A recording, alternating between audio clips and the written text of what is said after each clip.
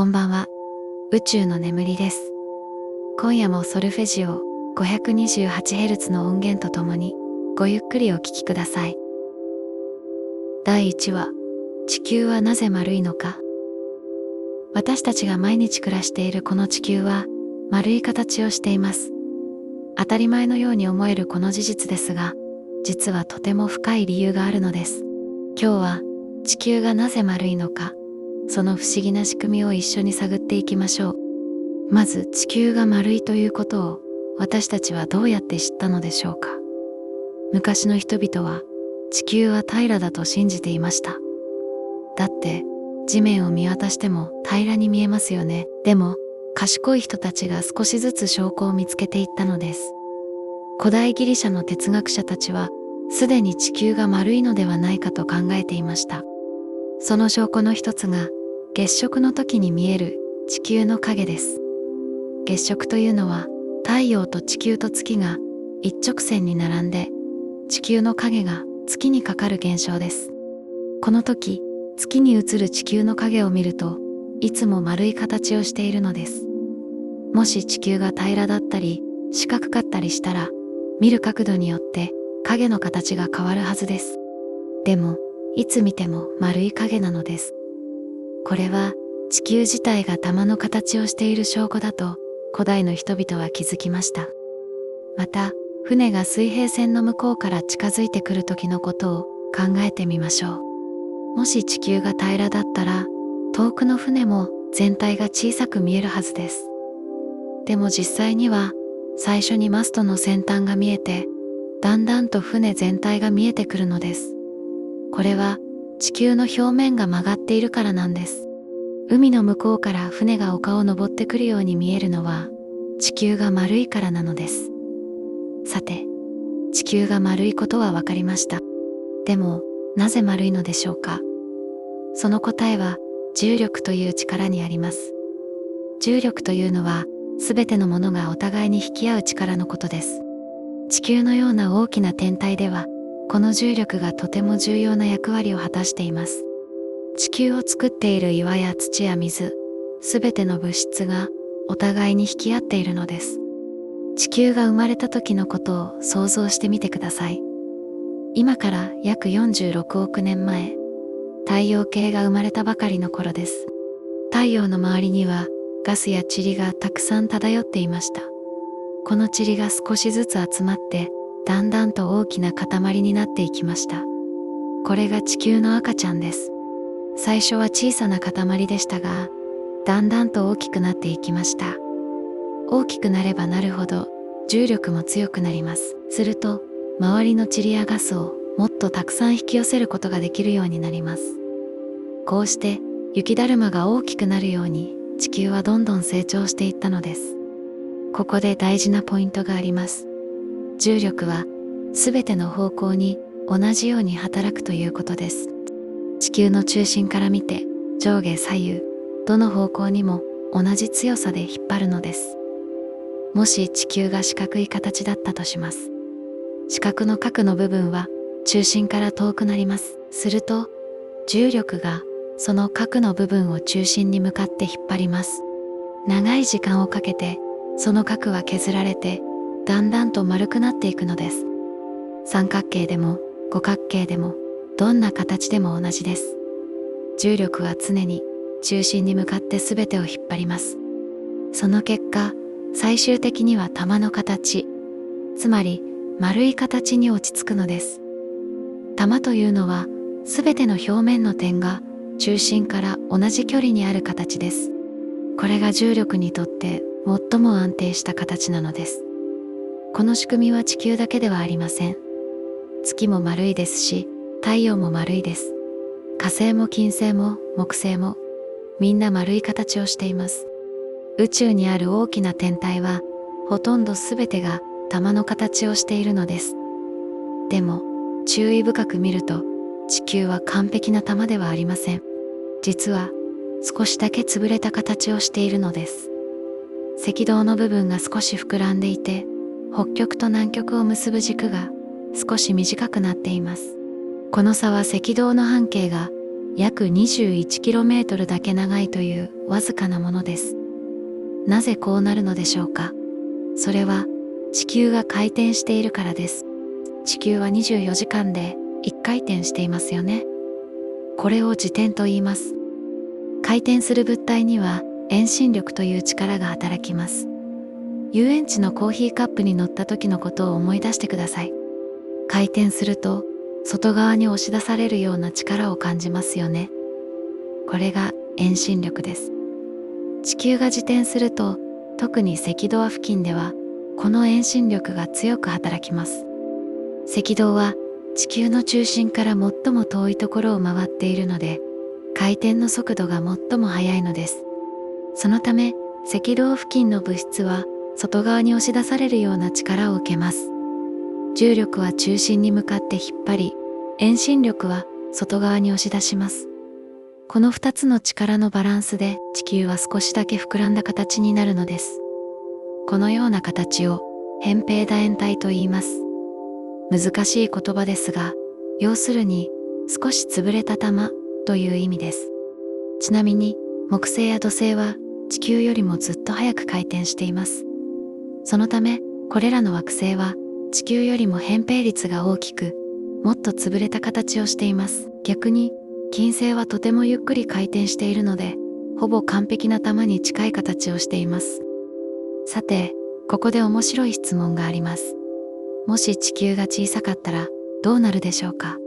実は小さな天体は丸くないことがあるのです。例えば小惑星という小さな天体があります。これらはいびつな形をしていることが多いのです。じゃがいものような形をしたものもあれば、細長い形をしたものもあります。なぜかというと、天体が小さいと重力も弱いからです。重力が弱いと形を丸く整える力も弱いのです。小惑星は岩でできた硬い塊なので、弱い重力では形を変えることができません。そのため、できた時の形のまま、いびつな形を保っているのです。では、どのくらいの大きさになれば天体は丸くなるのでしょうか。科学者たちの研究によると、直径が約 400km を超えると重力が十分に強くなって、天体は自分の重さで丸くなると言われています。これを流体勢力学的平衡と言います。これも難しい言葉ですが、重力と圧力のバランスで丸くなるという意味です。地球の直径は約 12,742km ですから、この基準を大きく超えています。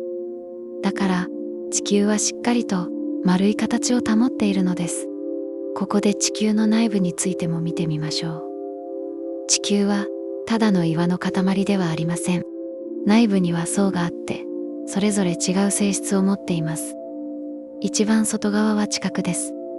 私たちが住んでいるのはこの地殻の上です。地殻の厚さは場所によって違いますが、平均で約 30km ほどです。地球全体から見るととても薄いそうです。卵の殻のようなものと言えるでしょう。地殻の下にはマントルという層があります。マントルは地殻よりもずっと厚くて約 2900km もあります。マントルは高温の岩石でできています。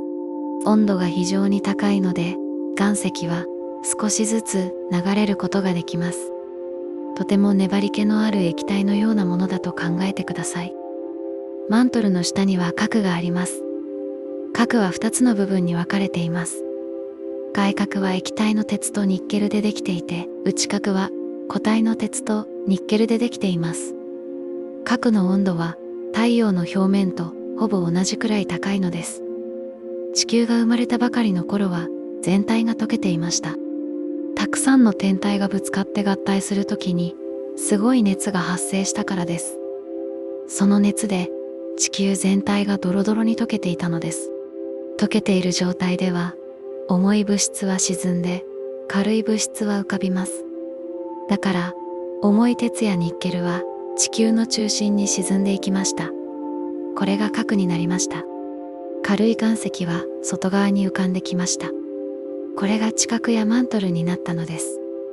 この時も重力が重要な役割を果たしました。重力が物質を分けて層構造を作ったのです。そして全体を玉の形に整えていったのです。時間が経つにつれて地球の表面は冷えて固まりました。でも内部はまだ高温のままです。この内部の熱が地球を生き生きとした惑星にしています。地球の内部が熱いおかげでマントルでは対流が起きています。対流というのは温かいものが上に上がって冷たいものが下に沈む動きのことです。お風呂のお湯を沸かす時も同じような対流が起きていますよね。マントルの対流は地殻にも影響を与えます。地殻はいくつかのプレートという大きな板に分かれています。これらのプレートはマントルの対流に乗って少しずつ動いているのです。これをプレートテクトニクスと言います。プレートの動きによって地震が起きたり、火山が噴火したり、山ができたりします。日本はいくつかのプレートが接する場所にあるので地震が多いのです。ここで面白いことに気づきます。地球は丸いけれど表面は完全に滑らかではありません。高い山もあれば深い海もあります。エベレスト山は海抜8849メートルもありますし、マリアナ海溝は水深11034メートルもあります。その差は約20キロメートルにもなります。でも地球全体の大きさと比べるとこれはとても小さな凹凸です。地球の直径が約12742キロメートルですから20キロメートルというのは全体の 0.16% にしかなりません。例えて言うと直径1メートルの地球儀があったとします。その表面の凹凸はわずか 1.6 ミリメートルです。実際に触ってみてもほとんど気づかないくらいの凹凸なのです。宇宙から見た地球はとても滑らかな玉に見えるのです。山や谷があっても重力はそれらを平らにしようとし続けています。でも岩石は硬いので簡単には平らになりません。地球の内部の力が山を押し上げ、重力が山を削り取ろうとする、その綱引きが続いているのです。もし地球がもっと大きかったら重力ももっと強くなります。すると高い山は自分の重さで潰れてしまうでしょう。実際木星のような巨大な惑星には地球のような高い山はありません。重力が強すぎて大きな山を支えられないのです。逆に小さな天体では重力が弱いので大きな山があっても潰れません。火星には太陽系最大の火山であるオリンポス山があります。高さは約 22km もあります。火星は地球より小さくて重力が弱いのでこんなに高い山でも存在できるのです。さて、地球が丸いことには私たちの生活にとって大事な意味もあります。まず気候について考えてみましょう。地球が丸いから太陽の光が当たる角度が場所によって違います。チゲ道付近では太陽の光がほぼ真上から当たります。だからとても暑いのです。逆に北極や南極では太陽の光が斜めから当たります。同じ量の光でも広い範囲に広がってしまうのであまり温まりません。だからとても寒いのです。この温度の差が大気の流れを生み出します。暖かい空気は上昇し、冷たい空気は下降します。これが風を作り出すのです。また、地球の自転も風の向きに影響を与えます。これらの複雑な仕組みが組み合わさって地球上の様々な気候を作り出しているのです。もし地球が平らだったらこのような気候の多様性はなかったでしょう。どこでも同じような気候になってしまうかもしれません。地球が丸いから熱帯雨林もあれば砂漠もあり寒い極地もあるのです。また地球が丸いから昼と夜があります。地球が自転することで太陽に向いている側が昼になり反対側が夜になります。もし地球が平らだったら太陽の光をどうやって遮るのか、大きな問題になるでしょう。地球が丸いから時差というものも生まれます。日本が昼の時、アメリカは夜です。これは地球が丸くて回転しているからこそ起きる現象です。重力についても地球が丸いことが重要です。地球のどこにいても重力は地球の中心に向かって働きます。だから私たちはどこにいても下に向かって引っ張られるのです。南半球のオーストラリアにいる人たちは私たちから見ると逆さまにいるように見えますよね。でも彼らにとっても重力は下に向かって働いています。地球が丸いからどこにいても下という概念が成り立つのです。もし地球が平らだったら端の方にいる人たちは斜めに引っ張られることになります。これではとても生活しにくいでしょう。地球が丸いことは航海や飛行にも影響します。2つの地点の間を移動するとき、地球が丸いことを考慮に入れないといけません。地図の上では直線に見える経路でも、実際には曲線を描くことが多いのです。これを体験航路と言います。例えば、日本からアメリカに飛行機で行くとき、北極に近いルートを通ることがあります。地図で見ると遠回りに見えますが、球面の上では、実はこれが最短ルートなのです。昔の探検家たちは、地球が丸いことを利用して、世界一周の航海に挑みました。西に向かって進み続ければ、いつか東から戻ってこられる。これは地球が丸いからこそできることです。現代では人工衛星が地球の周りを回っています。これらの衛星は地球の重力を利用して軌道を保っています。地球が丸くて重力が中心に向かって働くからこそ、衛星は安定した軌道を保つことができるのです。GPS 衛星も地球が丸いことを前提にしています。複数の衛星からの信号を受け取って自分の位置を計算するとき、地球が球形であることを計算に入れています。もし地球が平らだったら GPS は正しく機能しないでしょう。地球が丸いということは科学の多くの分野で基本的な前提になっています。天文学、気象学、地質学、物理学、すべてが地球の形を考慮に入れています。さて、ここまで地球が丸い理由についてたくさんのことを見てきました。でも、まだ不思議なことがあります。宇宙には玉以外の形をした天体はないのでしょうか？実はあります。それは回転がとても速い天体や他の天体からの重力の影響を強く受けている天体です。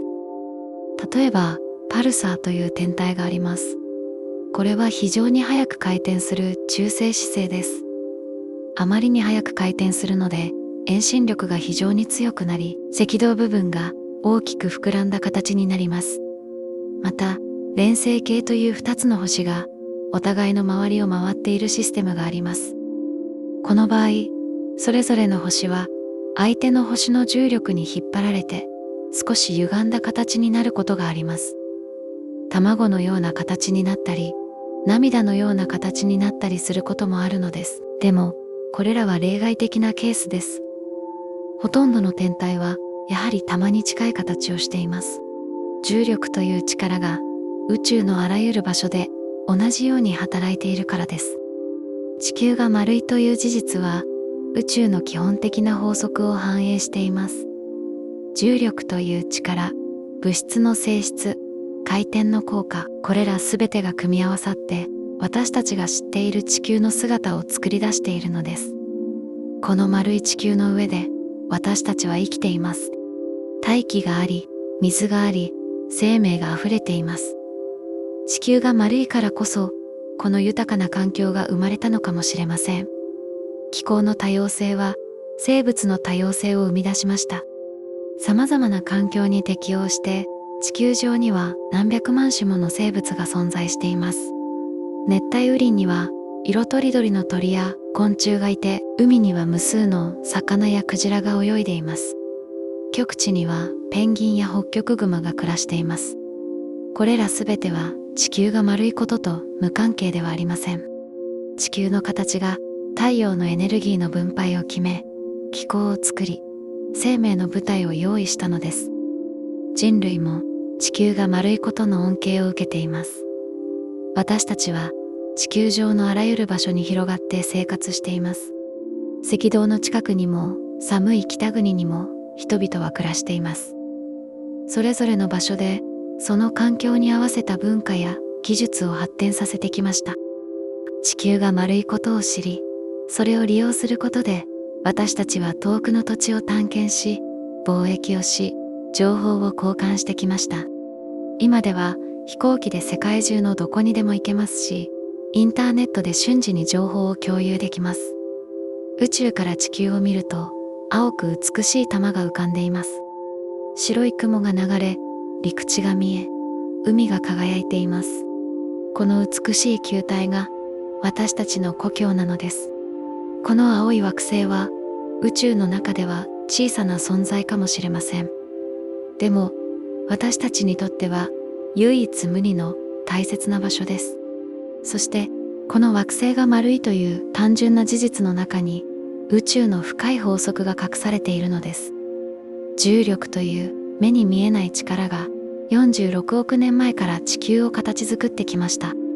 無数の粒子が集まり、溶け、固まり、今の形になりました。そして今も地球は生きています。内部では対流が起き、プレートが動き、火山が噴火しています。地球の丸さは静的なものではありません。常に変化し、動き続けている惑星の一つの側面なのです。でも、どんなに変化しても重力がある限り、地球は丸い形を保ち続けるでしょう。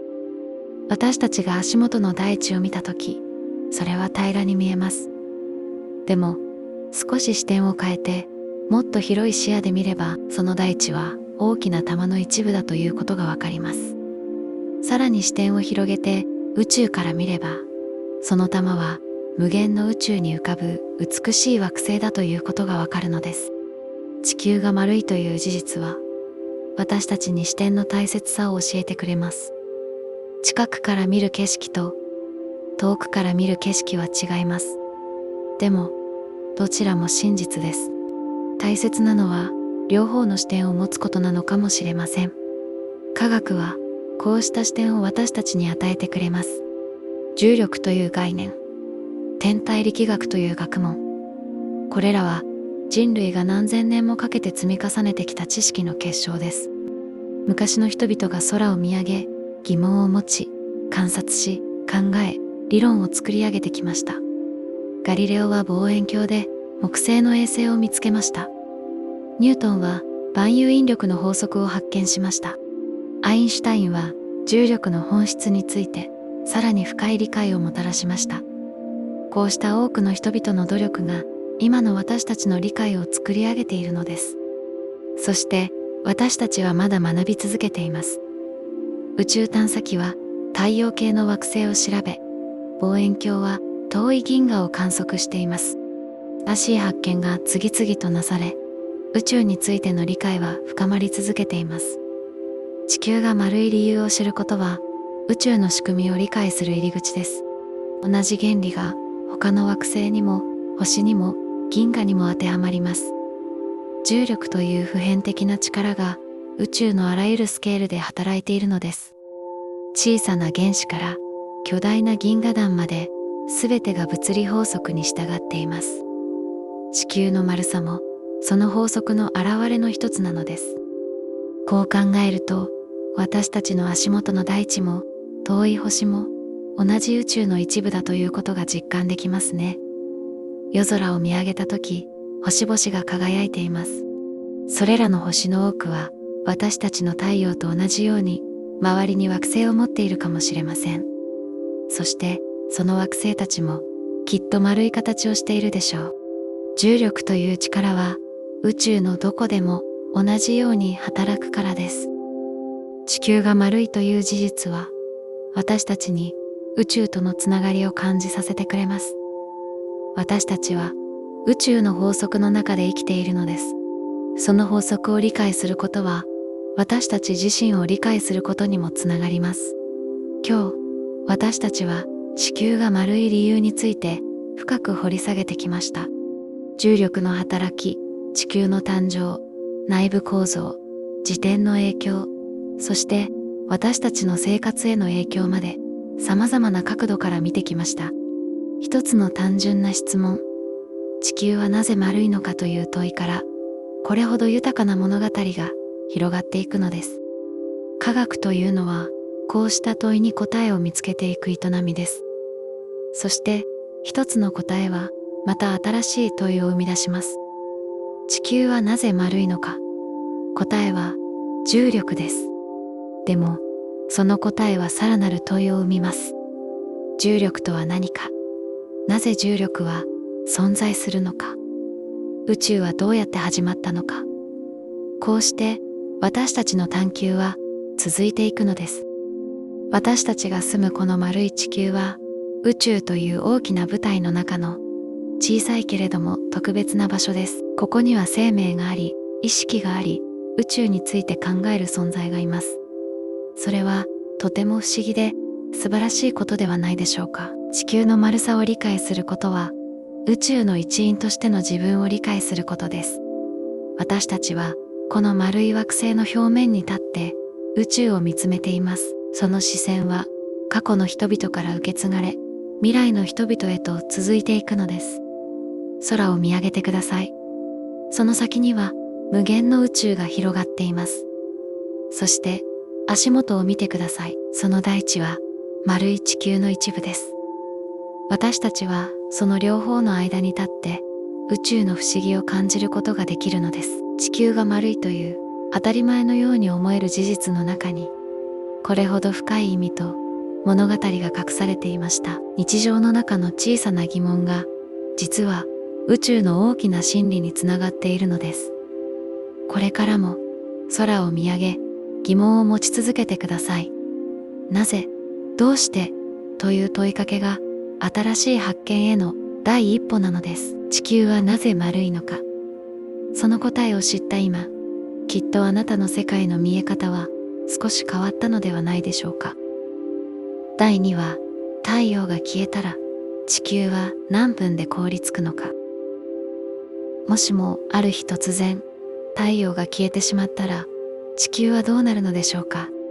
私たちの世界はどのくらいの時間で凍りついてしまうのでしょうか。今日はこの恐ろしくも興味深い問いについて一緒に考えていきましょう。まず最初に、太陽がどれほど私たちにとって大切な存在なのか改めて確認しておきましょう。太陽は地球から約1億5000万キロメートル離れたところで輝いています。この距離は光の速度で8分20秒ほどかかる距離です。つまり私たちが今見ている太陽の光は実は8分ちょっと前に太陽から出発した光なのです。太陽の表面温度は約5500度もあります。そして中心部はなんと1500万度にも達します。この巨大な熱の塊が毎秒莫大なエネルギーを宇宙空間に放出しています。そのエネルギーのほんのわずかな部分だけが地球に届いているのですが、それだけで地球上のすべての生命を支えているのです。太陽のエネルギーがなければ植物は光合成ができません。光合成ができなければ酸素も作られませんし、食物も育ちません。動物も人間も生きていけなくなります。太陽はまさに生命の源なのです。では、もしこの太陽が突然消えてしまったら何が起きるのでしょうか。まず最初の変化から見ていきましょう。太陽が消えた瞬間、その情報は光の速度で地球に届きます。光は1秒間に約30万キロメートル進みますから、太陽が消えてから約8分20秒後に地球は真っ暗になります。それまでは私たちは太陽が消えたことに気づきません。空は明るく、太陽は輝いて見えます。8分20秒が経過すると、突然世界は闇に包まれます。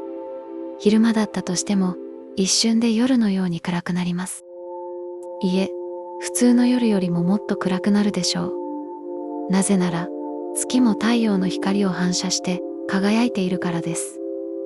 太陽が消えれば、月も光を失います。空に見えるのは遠くの星々だけです。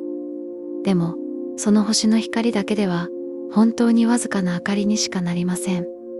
人々はパニックになるでしょう。何が起きたのか理解するのに時間がかかるかもしれません。さて、ここからが本題です。地球はどのくらいの速さで冷えていくのでしょうか。まず理解しておくべきことは、地球は太陽からの熱だけで温まっているわけではないということです。地球の内部にも熱があります。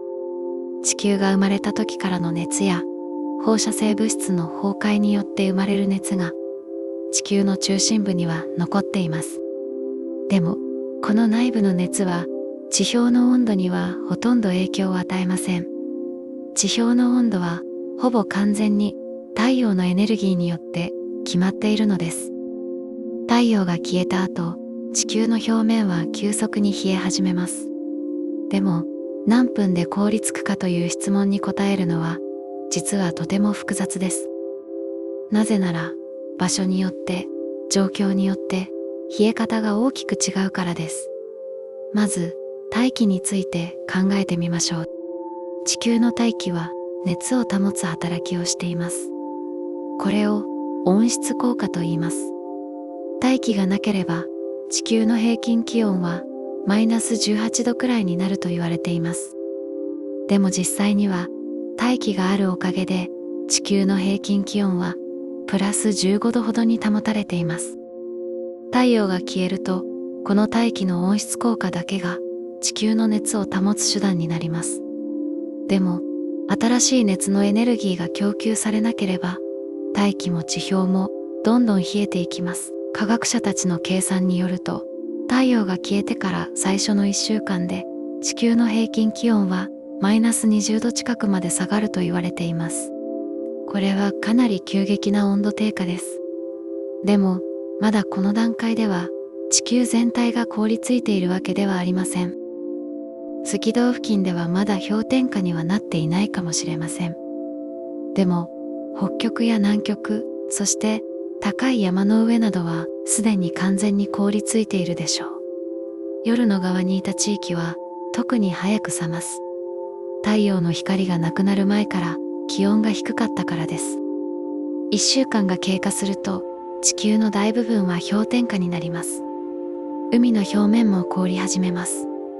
でも、海は水の量が多いので完全に凍るまでには時間がかかります。水は比熱が大きいので温まりにくく冷めにくいのです。太陽が消えてから1ヶ月後には地球の平均気温はマイナス50度を下回ると予想されています。この温度になると地球上の大部分の場所で水は完全に凍ります。海の表面は厚い氷で覆われるでしょう。でも深い海の底はまだ凍っていません。海は深いところほど温度変化が遅いのです。表面から冷えていって熱が深海まで伝わるにはとても長い時間がかかります。さて、ここで興味深いことがあります。大気そのものはどうなるのでしょうか。地球の大気は主に窒素と酸素でできています。窒素が液体になる温度はマイナス196度です。酸素が液体になる温度はマイナス183度です。太陽が消えてから数ヶ月から1年ほど経つと、地球の気温はこのレベルまで下がると考えられています。そうなると何が起きるでしょうか。大気が文字通り雨のように降ってくるのです。まず水蒸気が雪や氷として降ってきます。その後、気温がさらに下がると空気の成分そのものが液体になって降ってくるのです。これは想像を絶する光景です。空から青い液体酸素が降ってきて地表にたまります。そして気温がさらに下がるとそれも固まって氷になります。最終的には地球の表面は凍った大気の層で覆われることになるでしょう。でもここまで到達するにはかなりの時間がかかります。数ヶ月から1年くらいはかかるでしょう。ですから何分で凍りつくかという最初の質問に対してはこう答えることができます。地球の表面が氷点下になり始めるのは太陽が消えてから数日から1週間程度です。でも地球全体が完全に凍りつくには数ヶ月から1年ほどかかるでしょう。そして大気まで凍りつくにはさらに時間がかかります。ではもう少し具体的に時間を追って見ていきましょう。太陽が消えてから最初の24時間。この日、地球はまだそれほど冷えていません。でも、すでに気温は急激に下がり始めています。昼間だった場所でも気温は10度、20度と下がっていきます。夜だった場所はさらに寒くなります。人々は暖房をつけるでしょう。でも、多くの暖房システムは電気で動いています。そして電気の多くは太陽光発電や太陽のエネルギーに依存する他の方法で作られています。停電が起きる可能性が高いです。植物は光合成ができなくなります。でもすぐに枯れるわけではありません。植物も体の中にエネルギーを蓄えているからです。でも新しいエネルギーを作れなくなるので少しずつ弱っていきます。動物たちも最初はそれほど影響を受けません。でも寒さが厳しくなるにつれて暖かい場所を求めて移動しようとするでしょう。でもどこに行っても寒いのです。逃げ場はありません。太陽が消えてから1週間後、この時点で地球の平均気温はマイナス17度から20度くらいになっているでしょう。北半球や南半球の冬の地域ではマイナス40度、マイナス50度に達しているかもしれません。水道管が凍って破裂します。道路は氷で覆われます。雪が降り続け、積もり続けます。でも、この雪は普通の雪とは少し違います。水蒸気だけでなく、二酸化炭素も凍り始めるからです。二酸化炭素が固体になったものをドライアイスと言います。地球の表面には雪とドライアイスが混ざったものが降り積もるのです。植物の多くはこの時点で枯れ始めます。寒さと光がないことでもう生きていけなくなるのです。動物たちも食べ物を見つけることができなくなります。多くの動物が死んでいきます。人間も生き延びるのが困難になります。建物の中にいても暖房がなければ凍死してしまいます。食料も徐々に尽きていきます。農作物は育たず、家畜も死んでいくからです。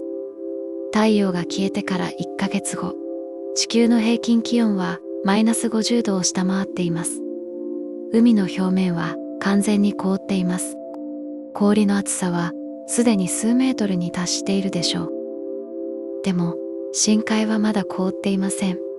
深海の温度は普段から2度から4度くらいしかありません。表面が凍ってもその冷たさが深海まで伝わるにはとても長い時間がかかるのです。深海に住む生物たちはまだ生きています。彼らは太陽の光に依存していないからです。深海の生態系は海底の熱水噴出口から出るエネルギーで支えられているのです。でも浅い海に住む生物たちはほとんど全滅しています。魚もイルカもクジラも寒さで死んでしまいます。そして海が凍ることで彼らは氷の下に閉じ込められてしまうのです。陸上ではほとんどすべての生物が死滅しています。人間もほとんどが生き延びることができないでしょう。暖房のある建物の中で備蓄した食料で何とか生きている人もいるかもしれません。でもそれも長くは続きません。太陽が消えてから3ヶ月後、地球の気温はマイナス70度、マイナス80度にまで下がっています。この温度になると二酸化炭素が完全に凍ります。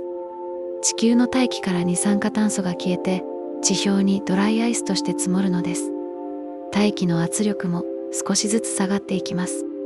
気体の一部が液体や固体になるからです。呼吸することもだんだん難しくなっていきます。この時点で地球上に生きている高等生物はほとんどいないでしょう。微生物の中には極端な環境でも生き延びられるものがいます。彼らは地下深くや深海の熱水噴出口の近くでまだ生きているかもしれません。でも地表の生命はほぼ完全に失われています。太陽が消えてから6ヶ月後、地球の気温はマイナス100度を下回っています。海の表面を覆う氷はさらに熱くなっています。でも深海はまだ完全には凍っていません。大気の窒素と酸素も液体になり始めています。空から青い液体酸素の雨が降ります。それは地表にたまり、やがて凍りつきます。地球の表面は氷と凍った大気の層で覆われていきます。太陽が消えてから1年後、地球の気温はマイナス150度からマイナス200度くらいになっているでしょう。大気のほとんどは液体または固体になって地表に降り積もっています。空はほとんど真空に近い状態です。海も深い部分まで凍り始めています。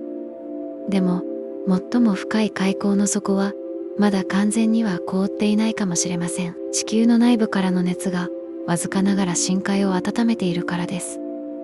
でも地表から見れば地球は完全に凍った死の世界です。かつて青く美しかった惑星は今や白く凍りついた氷の塊になっています。ここまでの話を整理してみましょう。太陽が消えてから地球が凍りつくまでの時間はどの程度凍りつくかによって変わります。地表の温度が氷点下になるまで約1週間、海の表面が凍るまで約1ヶ月、大気が液体になり始めるまで約数ヶ月から6ヶ月、地球が完全に凍りつくまで約1年以上ですから、何分で凍りつくかという質問に対しては分という単位では答えられません。日や週、月という単位で考える必要があるのです。でもこれらの数字はあくまで科学者たちの計算に基づく予測です。実際には様々な要因が影響します。例えば地球の大気の組成や海流の動き、地殻変動など多くの要素が冷却速度に影響を与えます。また地球の内部からの熱の放出もわずかながら影響するでしょう。興味深いことに、もし人類が何らかの方法で人工的に熱を作り出すことができれば、局所的には暖かい場所を保つことができるかもしれません。例えば地熱発電や原子力発電は太陽のエネルギーに依存していません。これらの技術を使えば限られた場所では暖房を維持できるでしょう。でもそれも一時的なものです。燃料は有限ですし、設備も故障します。そして何より植物が育たなければ食料を生産することができません。人類が長期的に生き延びることはほぼ不可能でしょう。ここで少し違う角度から考えてみましょう。もし太陽が消える前に人類がそれを予測できたとしたらどうでしょうか。人類は地下に巨大なシェルターを作るかもしれません。地下深くは地表よりも温度が高いからです。地球の内部の熱を利用して暖房をすることもできるでしょう。また人工的な光で植物を育てることもできます。地熱発電や原子力発電で電気を作り、LED 照明で植物を育てるのです。実際、今でも植物工場という技術がありますよね。太陽の光がなくても人工的な光で野菜を育てることができるのです。もしこうした準備ができれば、人類の一部は地下で何年か、あるいは何十年か生き延びることができるかもしれません。でも、それも永遠には続きません。いつかは資源が尽きてしまうからです。さて、ここまで地球が冷えていく過程を見てきましたが、実は太陽が消えた場合、冷却だけが問題ではありません。他にも、すぐに起きる深刻な問題があるのです。さて、ここまで地球が冷えていく過程を見てきましたが、実は太陽が消えた場合、冷却だけが問題ではありません。他にもすぐに起きる深刻な問題があるのです。まず重力の問題です。太陽が突然消えたら、太陽の重力も消えます。すると、地球は太陽の周りを回る軌道から外れて、宇宙空間を直進し始めます。地球だけでなく、すべての惑星が、それぞれ別々の方向に飛んでいってしまうのです。これは糸でぐるぐる回していたボールの糸が切れるのに似ています。ボールは回っていた方向にまっすぐ飛んでいきますよね。地球も同じです。太陽の重力という糸が切れれば宇宙空間に飛び出していくのです。でもこの変化は温度の変化ほど急激ではありません。地球は秒速約 30km で太陽の周りを回っています。太陽が消えてもその速度で宇宙空間を進んでいくだけです。地球上にいる私たちはその変化をすぐには感じないでしょう。もう一つの問題は潮汐力です。月の引力によって海には満潮と干潮があります。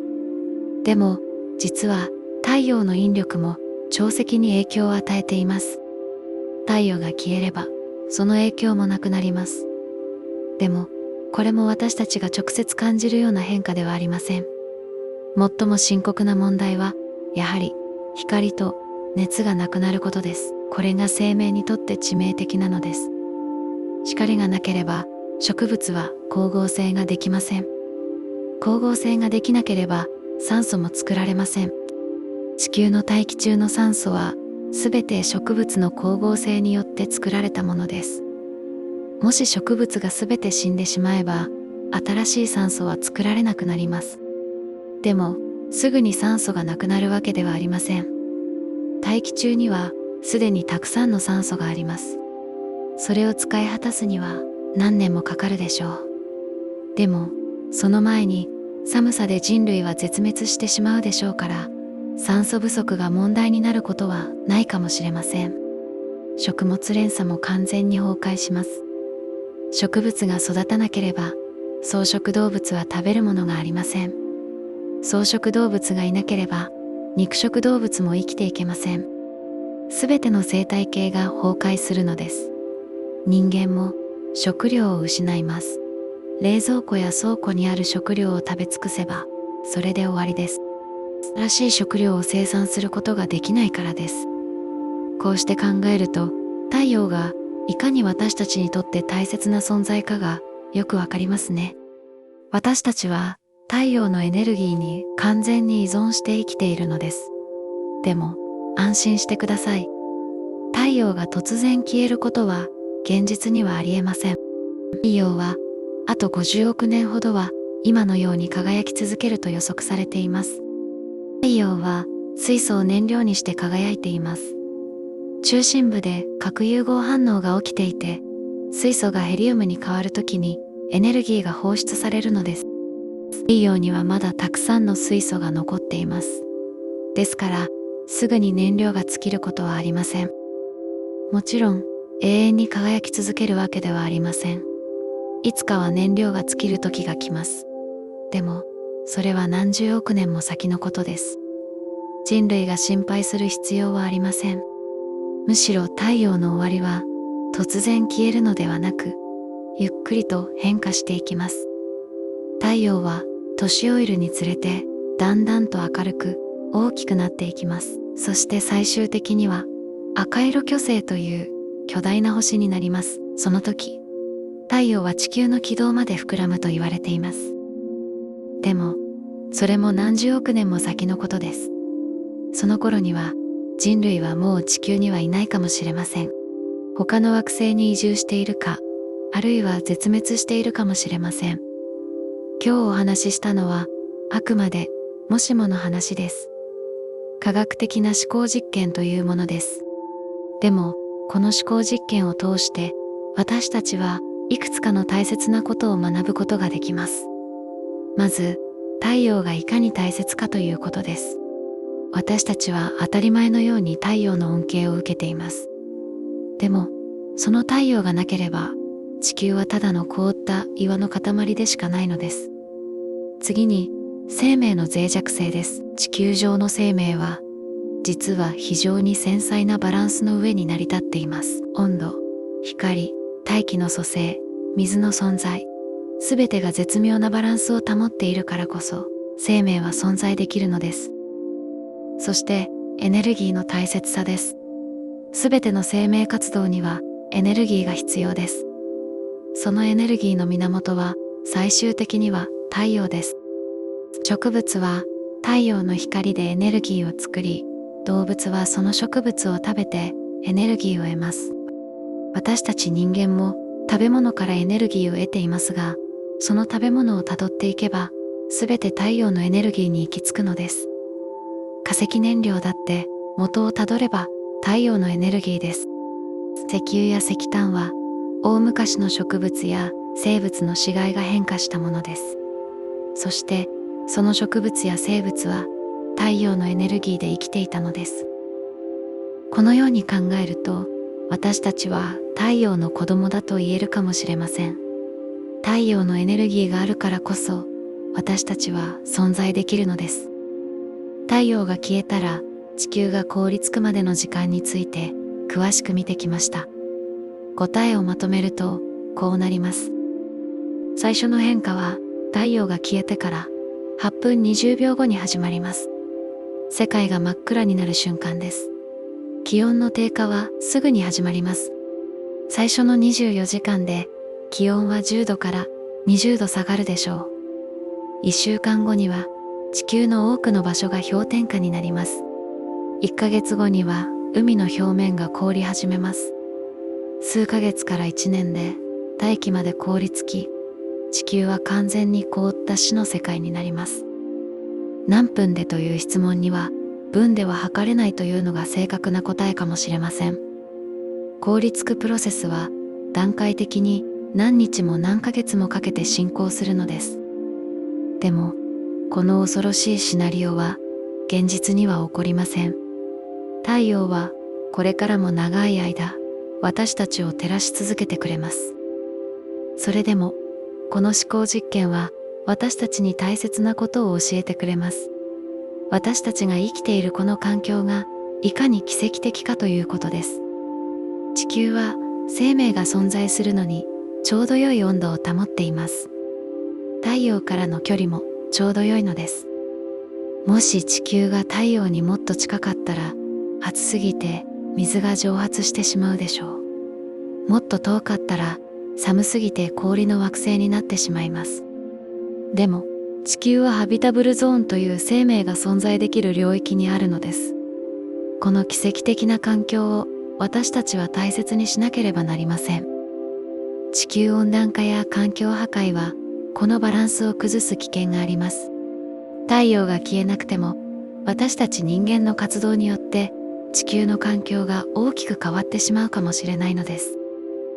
太陽が消えたら地球が凍りつくという恐ろしい想像をすることで、私たちは太陽の大切さを実感できます。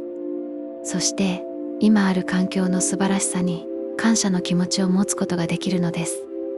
毎朝太陽が昇ってくるのを見るとき、それがどれほど素晴らしいことか少し考えてみてください。その光が地球上のすべての生命を支えているのです。その暖かさが私たちの世界を住みやすい場所にしているのです。太陽は約46億年前に生まれました。そしてこれから約50億年後まで輝き続けるでしょう。その長い一生の中で、今この瞬間も太陽は私たちを照らしてくれています。私たちは太陽という恒星の周りを回る小さな惑星に住んでいます。その惑星は太陽のエネルギーのおかげで生命に満ちた美しい世界になっています。これは宇宙の中でも非常に珍しいことなのです。宇宙には無数の星があります。